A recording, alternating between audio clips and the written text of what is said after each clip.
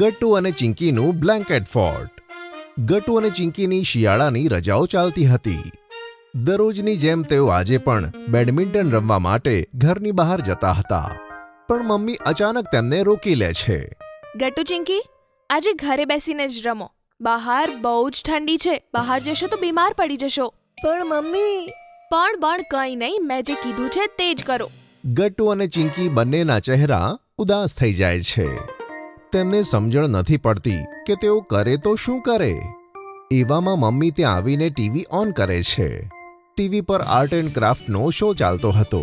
ગટ્ટુ ચિંકી, તમે ટીવી જુઓ ત્યાં સુધી હું તમારી માટે ગરમા ગરમ નૂડલ્સ બનાવું છું. વાવ મમ્મી, ટીવી અને નૂડલ એક સાથે, આજે તો બહુ મજા આવશે.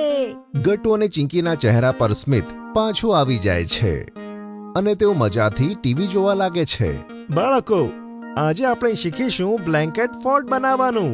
એને બનાવવા માટે આપણને જોઈએ એક સોફા, થોડા બ્લેન્કેટ અને થોડા પીલો. તેને ડેકોરેટ કરવા માટે તમે સોફ્ટ ટોયસ અને કેટલીક લાઇટ્સનો ઉપયોગ કરી શકો. ગટ્ટુ અને ચિંકીએ ટીવી જોવાનું શરૂ કર્યું જ હતું કે ત્યાં લાઇટ જતી રહે છે.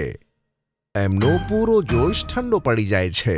પછી મમ્મી તેમના માટે ગરમા ગરમ નૂડલ્સ લાવે છે. ગટ્ટુ અને ચિંકી, નૂડલ્સ રેડી છે. ના મમ્મી, મારે નથી ખાવા નૂડલ્સ. મને પણ નહીં. પણ કેમ? અમે વિચાર્યું તો કે ટીવી અને નૂડલ્સ અમે એકસાથે એન્જોય કરીશું, પણ અમારો આખો પ્લાન ફેલ થઈ ગયો. અરે, આ શું વાત થઈ? નૂડલ્સનો ટીવી સાથે શું લેવા દેવા? છે મમ્મી, તમે નહીં સમજો. ગટ્ટુ ચિંકી પરેશાન થઈને એક ખૂણામાં બેસે છે. તેઓ ન તો બહાર જઈ શકતા હતા કે ન તો ઘરમાં બેસીને ટીવી જોઈ શકતા હતા. એવામાં ચિંકીના મગજમાં એક આઈડિયા આવે છે. ગટ્ટુ, શું આપણે તે બ્લેન્કેટ ફોર્ટ બનાવીએ તો? એ જે ટીવીમાં બતાવતા હતા. હા, તે જ. પણ એ આપણે એકલા નહીં બનાવી શકીએ. એવામાં મમ્મી ત્યાં આવે છે. એકલા બનાવવાની જરૂર પણ નથી, કારણ કે બ્લેન્કેટ ફોર્ટ બનાવવામાં હું તમારી હેલ્પ કરીશ. ગટ્ટુ, ચિંકી અને મમ્મી બ્લેન્કેટ ફોર્ટ બનાવવાનું કામ શરૂ કરે છે. વચ્ચોવચ એક લેમ્પને ફિટ કરી દે છે. એ દરમિયાન ગટ્ટુ 2 પિલોસ અને ચિંકી એક બ્લેન્કેટ લઈને ત્યાં આવે છે. મમ્મી, આપણે પહેલા આ બ્લેન્કેટને સોફા અને લેમ્પ ઉપર સરખી રીતે ગોઠવવું પડશે. ઠીક છે, હું આ બ્લેન્કેટને આ બાજુથી પકડું છું. તમે બંને તેને પેલી બાજુથી પકડો, ઓકે? બસ થોડી જ મિનિટમાં બ્લેન્કેટ સેટ થઈ જાય છે. બધાને એવું હતું કે અડધું કામ પતી ગયું. પણ અચાનક બ્લેન્કેટ ધીમે ધીમે સોફા પર સરકવા લાગે છે અને થોડી સેકન્ડમાં આખું બ્લેન્કેટ બલ્બ પાસે આવીને અટકી જાય છે. મમ્મી, હવે શું કરીએ? આ બ્લેન્કેટ ખૂબ ભારી છે બાળકો. તેને ટકાવવા માટે આપણને કોઈ ભારી વસ્તુ જોઈએ. સૌથી ભારે તો અમારી સ્કૂલ બેગ હોય છે ને મમ્મી. અરે હા. તો ચાલો પોતપોતાનો સ્કૂલ બેગ લઈ આવો. હવે તમારા સ્કૂલ બેગ્સ જ આ બ્લેન્કેટને ટકાવી રાખશે. ગટ્ટુ અને ચિંકી તેમના સ્કૂલ બેગ લઈને આવે છે.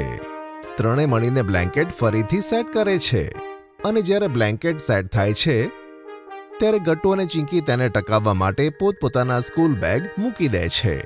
આ વખતે બ્લેન્કેટ સરકતું નથી. આપણો બ્લેન્કેટ ફોર્ટ રેડી છે. હવે આપણે તેને ડેકોરેટ કરીશું ગટ્ટુ.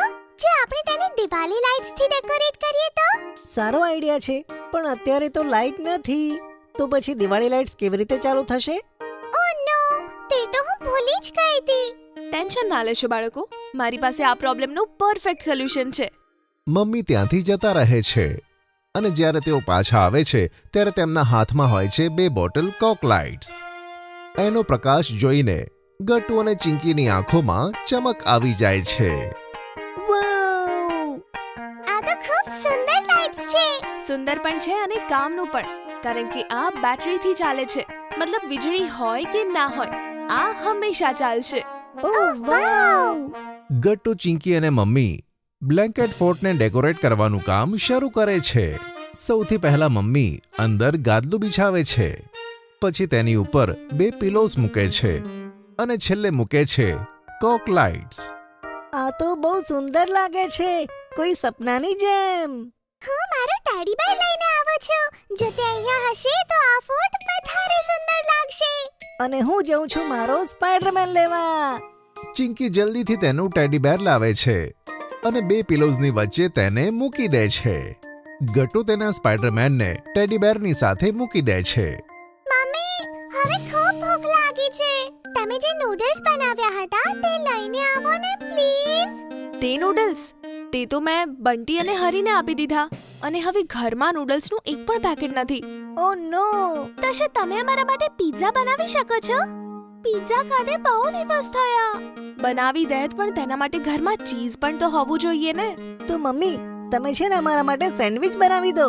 સેન્ડવિચ પણ નહીં બની શકે કારણ કે ઘરમાં બ્રેડ નથી. ઓ નો. એક મિનિટ એક કામ કરું છું. તમારા માટે હું રોટલી અને શાક બનાવીને લાવું છું, ઠીક છે? ના મમ્મી, શાક રોટલી નહીં, અમારે કંઈક ટેસ્ટી ખાવું છે. ગટ્ટુ અને ચિંકીનો મૂડ ફરીથી ખરાબ થાય છે. અચાનક કોઈ ઘરનો દરવાજો નોક કરે છે. લાગે છે તમારા પપ્પા આવી ગયા. મમ્મી દરવાજો ખોલે છે. બંને ધીમે ધીમે બ્લેન્કેટ ફોર્ટ પાસે જાય છે અને તેની બહાર ઊભા રહે છે.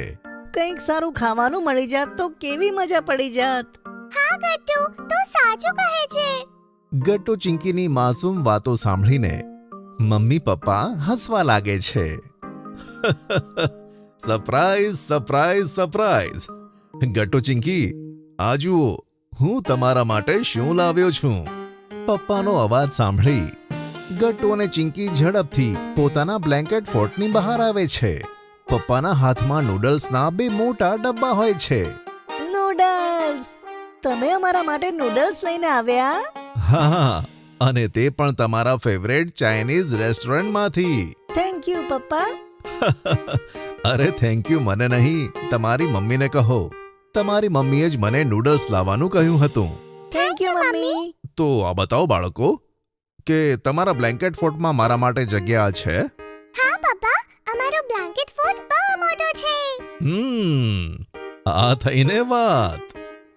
ગટ્ટુ, ચિંકી, મમ્મી અને પપ્પા ચારે મળીને નૂડલ્સની મજા માણે છે, એ પણ બ્લેન્કેટ ફોર્ટમાં. ગટ્ટુ, ચિંકી, સસલું જોવું છે? પપ્પા, આ બ્લેન્કેટ ફોર્ટમાં તો હવે જરાય જગ્યા નથી વધી, તો આ સસલું આમાં નહીં આવી શકે. અરે ચિંકી બેટા, હું સાચા સસલાની વાત નથી કરતો. પપ્પા કોક લાઇટ્સને ઓફ કરીને પોતાના મોબાઈલની ફ્લેશ લાઇટ ચાલુ કરે છે અને પોતાના હાથેથી સસલાની આકૃતિ બનાવે છે. જો કે મને હાથી પણ બનાવતા આવડે છે. હા તો બનાવો ને પપ્પા. પછી પપ્પા પોતાના હાથને એવી રીતે વાળે છે જેથી હાથીની આકૃતિ દેખાઈ આવે છે. ત્યારબાદ પપ્પા સાંભર, મોર અને બકરીની આકૃતિ પણ બનાવે છે. પછી અચાનક લાઇટ આવી જાય છે. બાળકો, વીજળી આવી ગઈ છે. તમારે ટીવી તો નથી જોવું ને? ના મમ્મી, જે મજા આ બ્લેન્કેટ ફોર્ટમાં છે તે મજા ટીવીમાં ક્યાં? હું તો આખો શિયાળો આ બ્લેન્કેટ ફોર્ટમાં જ રહીશ. ગટ્ટુની વાત સાંભળી બધા ખડખડાટ હસી પડે છે. જો તમને અમારી વાર્તા ગમી હોય તો પુન ટુન કિડ્સને લાઈક, શેર અને સબસ્ક્રાઇબ કરજો.